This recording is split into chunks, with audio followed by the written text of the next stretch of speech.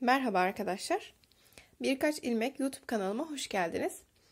Bugün sizlerle beraber bu görmüş olduğunuz berenin yapılışını paylaşacağım.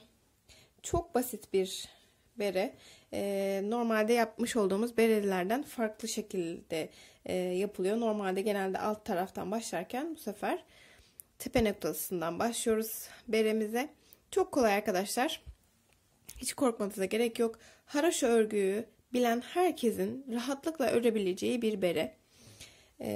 Beremiz şu şekilde. Bakın.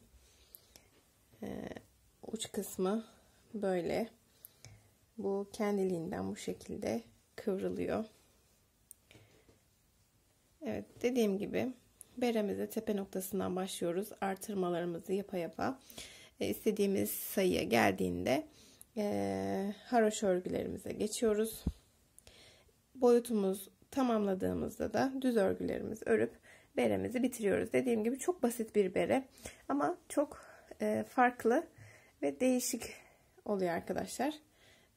Ben bir tane de bu şekilde bir bere yapmak istedim farklı olarak. Kullandığım ip Himalaya'nın Süper Lüks ipinden arkadaşlar. Bir önceki videoda zaten aynı iple hırka yapmıştım. Dondurmalı hırka. Onun renginden yaptım. Belki hani dedim ona takım da olabilir diye düşündüm. Böyle beremizin boyutu 2,5-3 yaşından itibaren rahatlıkla kullanılabilir boyutta arkadaşlar. Çocukların baş çevresi çok hızlı büyümediği için yapmış olduğunuz bir bere uzun yıllar kullanılabilir genellikle. Benimki de işte 2,5-3 yaşından itibaren kullanılmaya başlanır. 6 yaşına kadar bile çok rahatlıkla kullanılabilir yani. Bir de zaten haroşa örgü biraz esnek bir örgü olduğu için kullandıkça da esneyecektir. O yüzden uzun ve uzun yıllar rahatlıkla kullanılabilir arkadaşlar. Evet. Buyurun beremizin yapılışına hep beraber başlayalım. Evet arkadaşlar, ben ipimi aldım. 5 numaralı şişimi de aldım. İpim bir önceki videoda paylaşmış olduğum dondurmalı hırkanın ipinden arkadaşlar. Şu şekilde başlayalım. Bir miktar ayırıyorum. Ve 5 numaralı şişime ilmeklerimi atacağım. Evet. Bu şekilde ilmeklerimi atıyorum.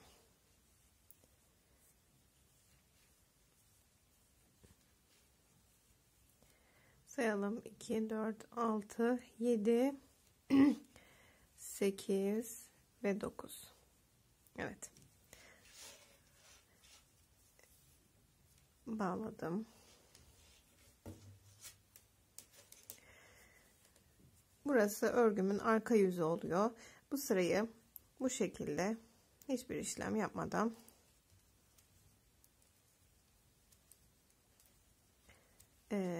örüyoruz bu sırada.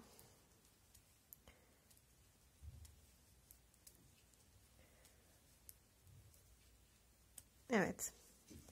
Döndük. Örgümüzün ön yüzündeyiz. Bu sırada artırmalarımıza başlayacağız. İlk ilmeğimi aldım. Bir tane doluyorum. Bir tane örüyorum. Bir tane doluyorum. Bir tane örüyorum. Bir tane doluyorum. Evet, bu şekilde.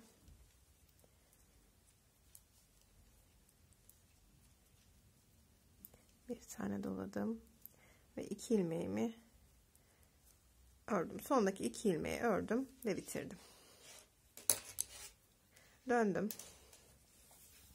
Örgümün arka yüzündeyim.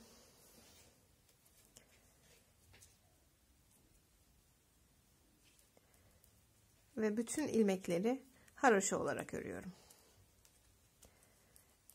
artırmalarımı hep örgümün ön yüzünde yapacağım arkadaşlar.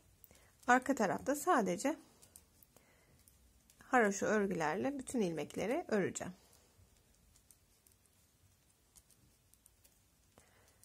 Evet. Bütün ilmeklerimi ördüm. Şimdi ön yüze geldim tekrardan. Ön yüzünde nereden anlıyorsunuz derseniz, her videomda genelde bahsediyorum. İpim eğer sol taraftaysa örgümün ön yüzünde oluyorum arkadaşlar. İpim bakın sağ tarafta kalıyorsa, bu artan ipim örgümün arka tarafı olmuş oluyor. Ben bu şekilde ayırt ediyorum. Evet. Şimdi ön yüzdeyiz ve artırma yapacağız yine. Bir tane aldım. Bir tane de ördüm. 2 ilmek ördüm. Bir tane doladım. 2 ilmek ördüm. Bir tane doladım. 2 tane ördüm. Doladım. 2 ördüm. Bir doladım. 2 ördüm. Bir doladım. İkinci artırma sıramızda bu şekilde ve sonraki 2 ilmeği ördüm ve bitirdim. Evet, dönüyorum. Yine örgümün arka yüzündeyim. Arka yüzde bütün ilmeklerimi haroşa olarak örüyorum.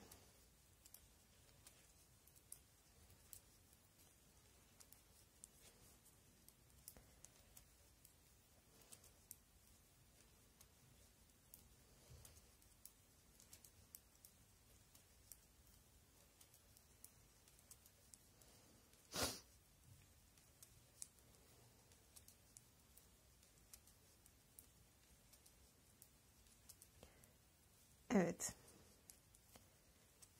Bütün ilmeklerimi haroşa ördüm. Tekrar ön tarafa döndüm. Şimdi 3. artırma sırasındayız. İlk ilmeğimi aldım. 1 2 3 ilmek ördüm. Bir tane doladım. 1 2 3 ilmek ördüm. Bir tane doladım. 1 2 ve 3 ilmek ördüm. Bir tane doladım. 1 2 3 doladım. 1 2 ve 3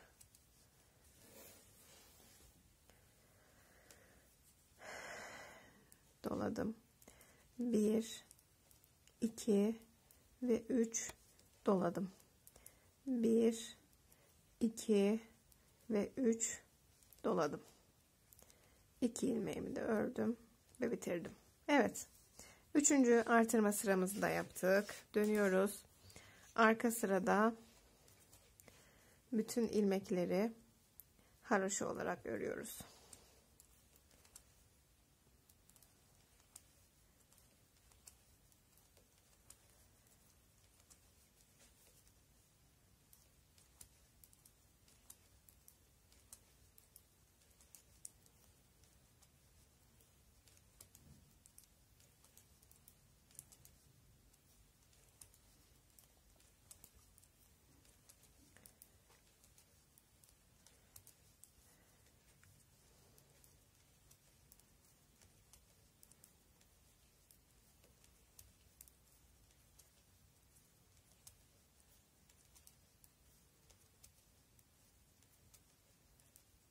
Evet. Arka sıramızda haroşalarla ördük. Şimdi bakın deliklerimiz oluşmaya başladı. Örgümüz artmaya başladı. Bu şekilde artışlarımızı bu şekilde yapacağız arkadaşlar. Şimdi 4. sıradayız. 4 öreceğiz, 1 artıracağız. 4 öreceğiz, 1 artıracağız. Arka sırayı hiçbir işlem yapmadan 5. sırada 5 ör 1 artır, 5 ör 1 artır. Bu şekilde artırmalarımızı yapacağım.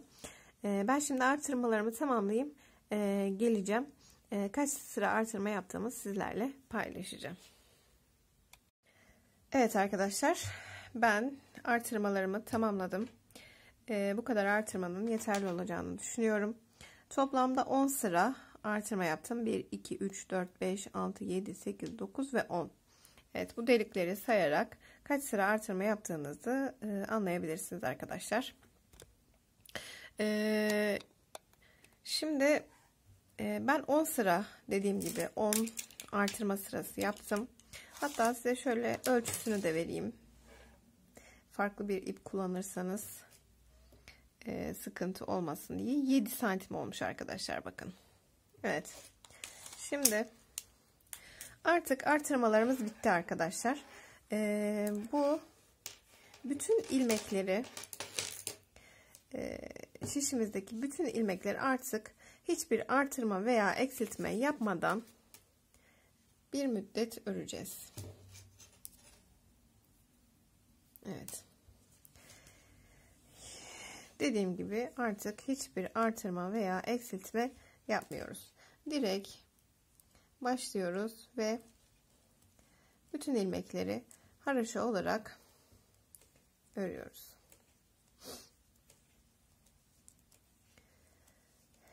Evet, tekrar söyleyeyim, benim kullandığım ip Himalaya Super Lux arkadaşlar. Dediğim gibi bir önceki videomda yapmış olduğum hırkanın ipinden yapıyorum. Hırkama takım olsun diye yapıyorum arkadaşlar. Himalaya Super Lux ipi 200 gramlık bir ip. Normalde bir yumak ip 100 gram ağırlığında oluyor. Ama bu 2 yumaklık ip olarak hazırlanmış. 200 gramlık bir ip ve biraz da kalın bir yapısı var. Kalınca bir ip. Biliyorsunuz hırkalarda bir tık kalın olduğu zaman daha hoş oluyor. Hele ki bu motifli hırkalarda ben üzerine dondurma motifi yapmıştım. Üzerine araba, çiçek motifi yapanlar da var. O şekilde de yapılabilir. Aynı hırkanın üzerine farklı motiflerde dikebilirsiniz. Evet. Bu şekilde arkadaşlar. Şimdi artık şişimdeki bütün ilmeklerimi hiçbir eksiltme veya artırma yapmadan bir miktar öreceğim. Daha sonra ön kısmı için, uç kısmı için farklı bir şey yapacağız. Yani orayı nasıl kıvrıldığını göstereceğim. Oraya kadar ben bir öreyim. Daha sonra beraberce devam edelim. Şimdi ben öreyim. Dediğim gibi geldiğimde kaç sıra ördüğümü, kaç santim uzunluğunda yaptığımı sizlerle daha net bir şekilde paylaşmış olurum. Evet, ben şimdi beremi tamamlayıp uç kısmında beraberce yapmak üzere görüşürüz. Ben örüp geliyorum. Evet arkadaşlar, ben beremin boyutunu tamamladım. Bu boyut benim için yeterli olacak. Şöyle size ölçüsünü vereyim. Şuradan itibaren ölçtüğümüzde 17,5 santim. Şimdi arkadaşlar, bunun küçük göründüğüne bakmayın. Haroşa biraz esnek olduğu için, lastik olarak esnek olduğu için bu biraz kendini topluyor. Şöyle dururken. Ama çocuğunuzun başına geçirdiğiniz zaman illaki bu esneyecek ve kullandıkça esneyecek. O yüzden çok da büyük yaparsanız benim ördüğüm boyutlardan birazcık büyük olur, büyük durur. Daha da salar kendini, ama tabii büyük boylarda örecekseniz biraz daha uzun örmeniz gerekiyor. Şimdi arkadaşlar, bu boyut benim için yeterli. Artık şimdi ön kısmının kıvrım yerini yapacağız. Burada da yapacağımız tek işlem artık düz örgülerle öreceğiz. Biz şimdiye kadar haroşa örgüyle örüyorduk beremizi, ama şimdi artık düz örgülere geçeceğiz. Şimdi yani düz örgü derken ön tarafta düz, arka tarafta ters örgü olarak öreceğiz. Daha sonra belli bir boyuta geldikten sonra uç kısmına başka hiçbir işlem yapmadan direktmen kesimini yapacağız.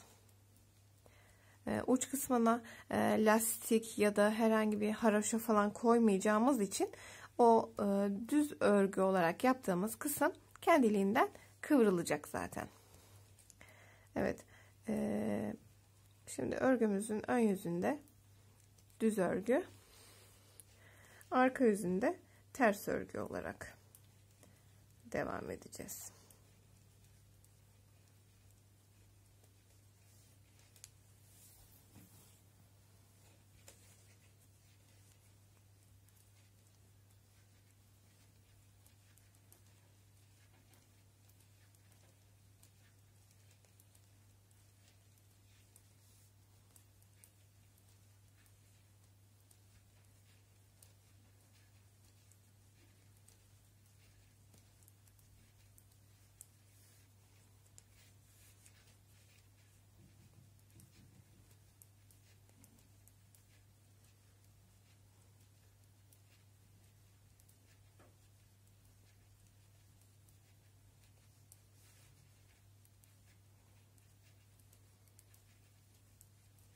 Evet, düz örgülerle örgümüzün ön yüzünü yapıyoruz.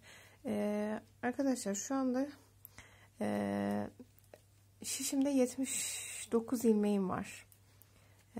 79 ilmeğim var. 79 ilmekte eğer benim ördüğüm boyutlardan bir tık küçültmek istiyorsanız 10 sıra artırma sırası yapmıştık en başta, biliyorsunuz. 10 sıra değil 9 sıra yapabilirsiniz artırmalarınızı. Bir tık büyüğünü örmek istiyorsanız da 11 sıra artırma yapmanız yeterli olacaktır. Şimdi ön taraftan örgümüzün ön tarafından düz örgülerimizi ördük. Şimdi örgümüzün arka yüzündeyiz ve ters örgülerle öreceğiz. Başka hiçbir işlem yapmayacağız arkadaşlar. Ne eksiltme, ne artırma.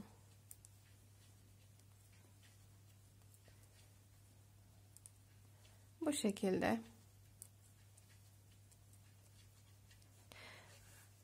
arka yüzde ters örgülerimizi öreceğiz. Şimdi ben örgümü öreyim. Yeterli boyuta geldiğinde geleceğim. Kaç sıra ördüğümü o zaman sizlerle paylaşacağım ve beraberce kesimini yapacağız. Şimdi ben örüp geliyorum. Evet arkadaşlar, ben düz kısmımı ördüm. Toplamda sayalım: 2, 4, 6, 8, 10, 12, 14, 16 ve 18 sıra olarak örmüşüm. Hatta size santimini de söyleyeyim. Şöyle 7,5-8 santim arkadaşlar. 8 santim uzunluğunda örmüşüm. Şimdi artık bu uzunluk benim için yeterli. Burada artık kesim işlemini yapacağız. Kesimden sonra da beremizin dikişini yapıp bitireceğiz. Evet. İlk ilmeğimi aldım.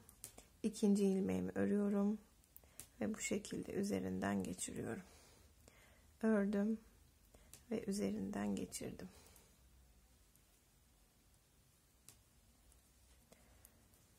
Evet arkadaşlar, bu şekilde kesme işlemimi yapıyorum. Örerek kesme tekniğiyle beremi bitiriyorum.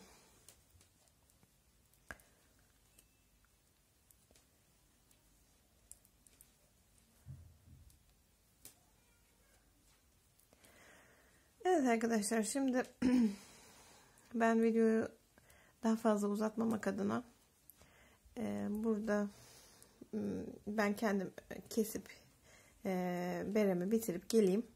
Daha sonra dikişini beraberce yapmaya başlayalım.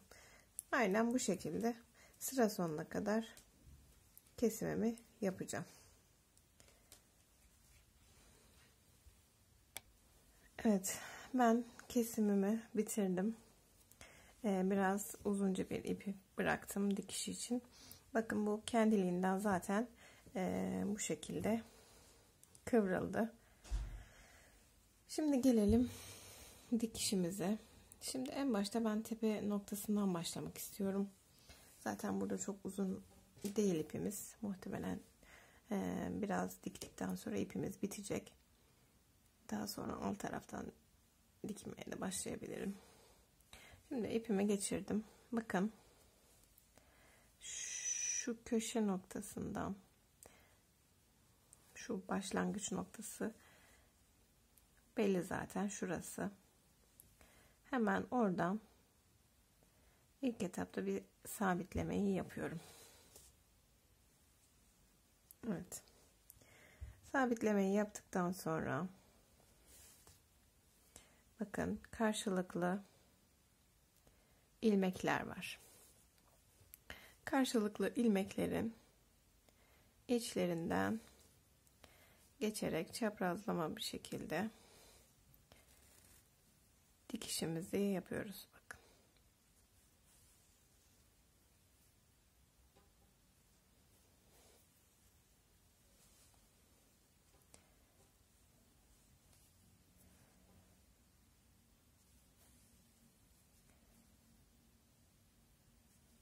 Evet.